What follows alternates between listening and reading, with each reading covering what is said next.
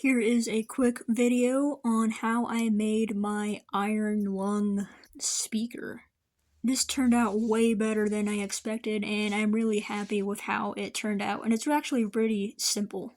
Also, stay to the end because I added a extra detail and Easter egg to this that makes it a million times better. I have this plastic container that used to hold gemstones, and I have this sink strainer, and I just traced it on the top of the lid and I cut out a hole so it can fit through, and it fits on top like this. And I traced the top of the lid onto some foam and I cut out the center circle so the mesh can fit through, and I'm going to glue it on top. And I covered the box with tape so the foam has something to stick to, and so it doesn't melt the plastic. I glued a long strip of foam to the outside to build the walls, and then I did some hot glue rivets and welding and also some scratches.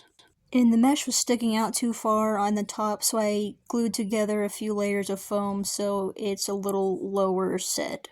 And I'm gonna add a little lights or buttons and a few wires sticking out, and then I'm gonna paint it. But before I paint it, I added one more layer of foam and cut out that notch there and a hole in the main box so I can put this opaque bead here and have light shine through it to show that someone is talking through the radio. And I didn't film painting, I also destroyed my brush, but I painted the whole thing black as a base layer, and I just stippled and smeared dark red and orange and black paint all over it to make it look rusted. And I also streaked down some dark red for blood and orange for rust from the rivets and welding marks to show that blood drips from this thing.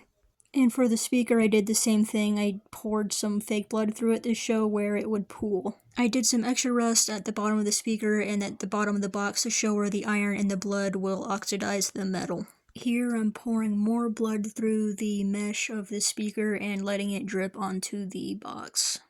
And now I'm adding blood to the welds and the rivets and letting it drip down onto the sides of the box.